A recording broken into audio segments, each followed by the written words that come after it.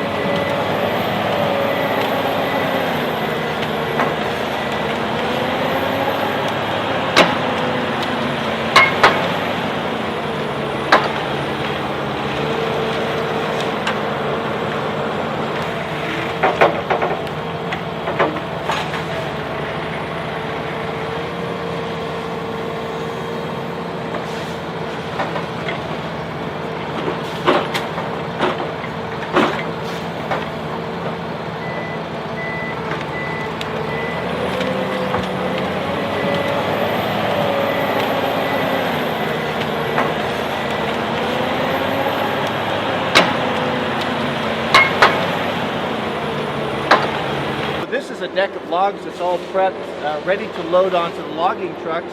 And if you see these paint stripes right here, these are actually done by the operator on the machine. So he obviously has a lot of experience, and he can look at a log and know that this is suitable for a pulp log, or this is suitable for a peeler, or this is suitable for a saw log. And he activates something on the machine that puts these stripes on there, which are color coded to mean something for the sawmill. So what's incredible is that these guys are going through here, and there's 2 guys and 2 machines, and they're doing everything from start to finish. They're cutting, they're limbing, they're cutting to length, they're grading, and if I understand correctly, they can even produce kind of a printout of how many board feet that they got through that day. I mean, it's absolutely astonishing what a benefit this would be for the sawmill company, whoever's buying the logs, to have everything just done for them, and take them down there, and away you go. It's just incredible.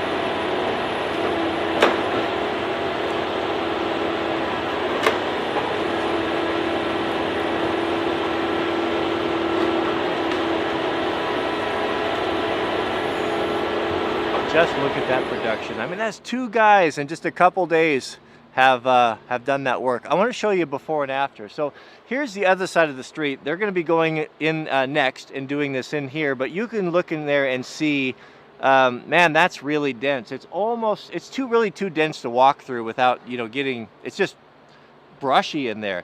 You can imagine that those trees are probably not doing very well. There's a lot of competition for resources, water and nutrients, and it's a potential fire hazard too. If you've got a fire in there, man, it's all bets are off.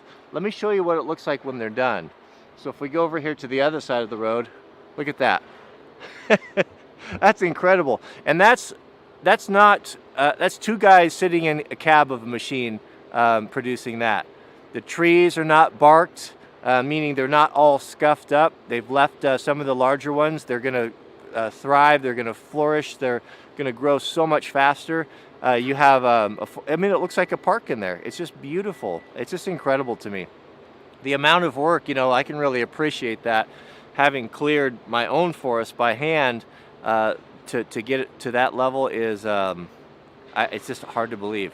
And the care that the guys take and how skilled they are running that equipment to swing around in there. And I mean, I can look all the way across here and I rarely see any little bit of bark knocked off. It's just amazing. Doesn't that look nice? So there's the before.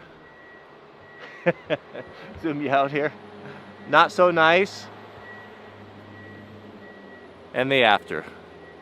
Wow. So I thought you might enjoy watching that equipment operate. It would be much better if I could get Jeremy on camera here and he could kind of explain what's going on. He actually knows what he's talking about, but just some simple fun facts. These 2 machines, I believe, are made in Finland.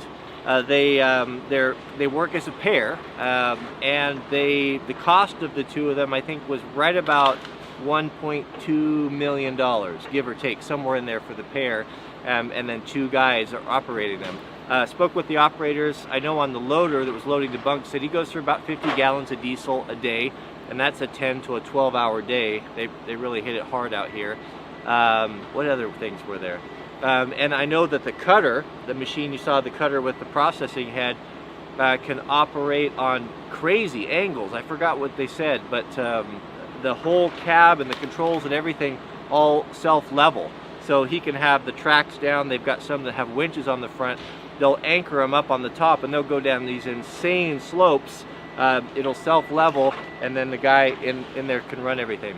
Full air conditioned, full cab. But incredible, just absolutely amazing to watch. It was really privileged to get that footage and share it with you, because this is kind of a new way of doing things, and I don't think it's being done by a lot of timber companies going in and doing a thinning like this. Maybe it's been in the past that it just hasn't been financially feasible, and the equipment wasn't available. And I think that's why Jeremy went over to Finland to see this and bring it back to the States to implement it. But pretty interesting stuff. So thanks for watching. Don't forget to click the thumbs up if you enjoy these videos, and we'll see you guys on the next one.